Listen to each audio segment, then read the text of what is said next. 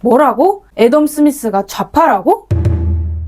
요즘은 좌파학자들이 애덤 스미스를 자기들 걸로 만들려고 아주 노력을 해. 경제학의 아버지 포지션이잖아, 애덤 스미스가.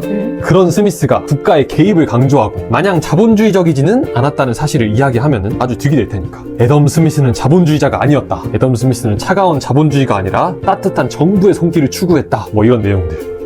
근데 그게 정말 사실일까? 스미스가 했던 말들을 보고도 스미스가 좌파라는 소리를 할 수 있을까? 오늘은 스미스가 했던 말들과 그가 바꾼 5가지 상식을 살펴보면서 스미스가 좌파들에게 빼앗길 만한 인물일지, 빼앗겨도 되는 인물일지를 한번 분석해보자고. 좋아요.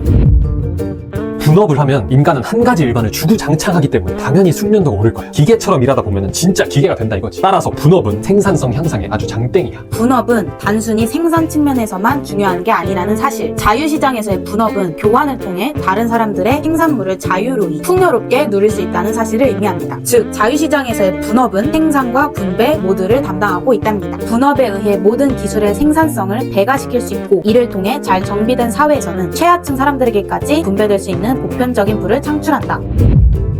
정부가 세금을 잔뜩 걷어서 산업을 운영하고 상인들을 지원하는 등의 활동을 하면은 국가가 번영하지. 차라리 고양이한테 생선을 맡기고 윤석열한테 소주를 맡기죠. 믿을 사람이 없어서 정부를 믿고 우리 돈을 거기다 갖다 바칩니까?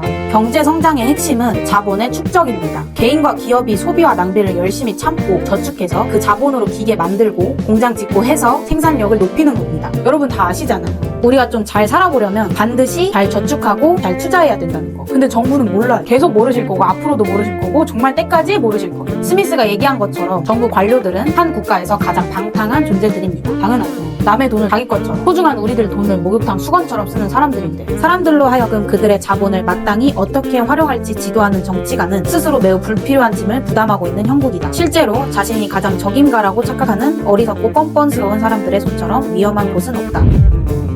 정부는 경제와 사회의 안정을 위해서 반드시 필요해. 사고뭉치 개인들을 가만 내비둬봐. 사고만 치고 나락만 가는 거야. 아까도 말했지만 정부는 생산성, 효율성의 반대말이죠. 스미스는 국가가 정부의 방만과 오판에 의해서 가난해질 수 있다고 말하면서 민간 부문에서는 절대로 그런 일이 일어나지 않는다고 단정하기까지 합니다. 정부는 열심히 생산할 필요도, 소비자들에게 최고의 서비스를 제공할 필요도 없습니다. 왜? 정부는 그냥 돈을 고정적으로 받을 수 있거든요. 국민들 돈 뜯으면 되니까. 정부에게는 소비자가 왕이기는커녕 귀찮은 적인 겁니다. 국민들의 호주머니에서 돈을 빼내는 기술만큼 정부가 빨리 배우는 기술은 없다.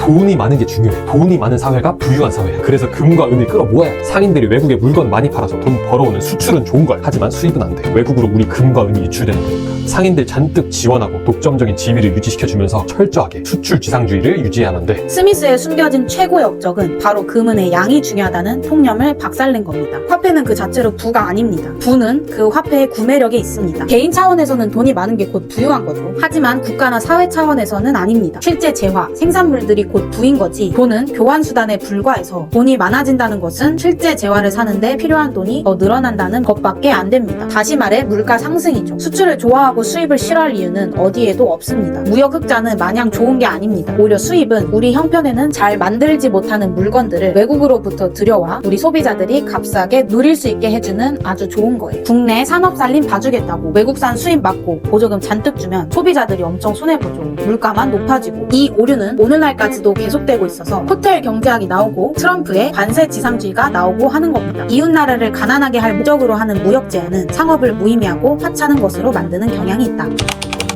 지금 현재 안정적으로 직업과 산업을 유지하고 있는 사람들을 도와줘야 돼. 독점적 지위를 유지해주고 보조금도 주는 식으로 새로운 기계가 발명되고 혁신적인 아이디어가 나와봐봐. 그 사람들 다 일자리 있는 거야. 아무리 새롭고 좋은 발명과 아이디어들이라도 기존 시장을 파괴하면 그건 나쁜 거야. 아주 난리가 났네요. 저 사람들은 이 세상의 모든 질병을 없앨 수 있는 버튼이 있더라도 의사들 일자리 지켜주겠다고 안 누를 사람들이에요. 자유로운 경쟁이야말로 소비자들에게 가장 큰 혜택을 줍니다. 정부는 누구를 편들고 누구를 벌주고 할 게 아니라 그 경쟁이 잘 이뤄지도록 재산권을 보호해주면 그만이에요. 자유시장의 경쟁은 국가주의 시대의 경쟁과 달리 서로 강해져서 다른 사람들을 약탈하려는 경쟁이 아니에요. 서로 더 싸게, 빠르게, 안전하게, 질 좋게, 친절하게 판매하려는 경쟁이랍니다. 결국 이 경쟁의 최종 승자는 소비자들이죠. 이 경쟁이 우리 삶의 질을 완전히 바꿔놓은 핸드폰, 자동차, 세탁기, 냉장고를 만들어낸 장본인인 거잖아요. 정부는 절대 자력으로 만들 수 없는 것들이에요. 소비는 생산의 유일한 최종 목표이다. 따라서 소비자의 이해관계를 증진시키는 데 필요한 경우에 한해 생산자의 이해관계가 고려돼야 지배해야 한다. 대충만 나열해도 이 정도 나오죠. 지금에야 이게 나름대로 상식으로 인정받는 것들인데 당시에는 진짜 미친 발상이었어.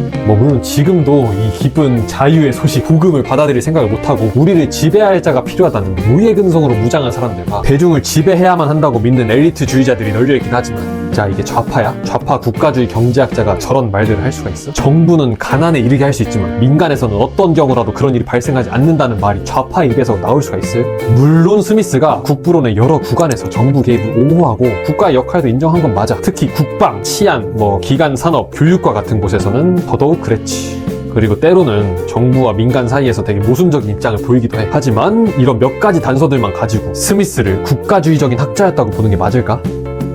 그거는 비유하자면은 조선시대 양반이 살았던 기와집 있지. 그 기와집을 두고 보일러 시스템이 없다는 이유로 빈곤의 상징으로 간주하는 느낌인 거야. 아주 가난한 사람이 살던 집이었다, 이런 식으로 얘기하는 거지. 예수가 스마트폰 사용법을 몰랐으니까 우리보다 무식하고 진리와 멀어져 있는 사람이었다고 말하는 거랑 뭐가 다를까? 스미스는 정부의 압도적 통제와 개인의 자유에 대한 완전한 무시가 관통한 시대를 살아가고 있었어. 그 시대의 사람이 자유를 말했다는 사실 그 하나만으로도 지도자가 자신의 이상대로 사회를 조작해 나가는 것보다 자신의 욕구를 충족시키고자 하는 개인의 분투들이 자유롭게 표출될 때 사회가 더 조화롭고 평화롭고 번영한다는 사실을 말했다는 것만으로도 스미스는 자유주의자 그 자체였다고 보는 게 훨씬 더 과학적인 시각이라는 거야. 어떤 좌파가 체계적인 사람은 자만에 빠지기 쉽다, 그리고 정부에 대한 자신의 이상적인 계획의 아름다움에 매료되어 자신의 계획으로부터 한 치의 오차도 허용하지 않는다. 그는 자신이 체스판 위에 여러 체스를 손으로 쉽게 조정하듯이 거대한 사회의 다양한 요소를 조정할 수 있을 것으로 생각한다. 그는 인간 사회라는 거대한 체스판 위의 모든 체스는 비록 입법부가 사회에 영향을 미치는 원칙과는 다를지라도 각각의 이동 원칙을 보유하고 있다는 사실을 고려하지 않는다, 이런 얘기를 하겠어. 거래에 대한 제약이 없다면 천부적인 자유에 기초한 분명하면서 단순한 시스템은 저절로 형성된다. 모든 사람은 그 자신의 방법으로 자기 이익을 완벽하게 추구할 수 있는 자유를 갖게 된다. 국가는 인간의 지혜와 지식으로 감당할 수 없는 의무, 그리고 민간 사업체들을 감독하고 이들로 하여금 사회의 후생을 위해 적절한 고용을 유지하도록 지도하는 의무로부터 완전히 벗어나게 된다. 국가는 인간의 지혜와 지식으로 감당할 수 없는 의무.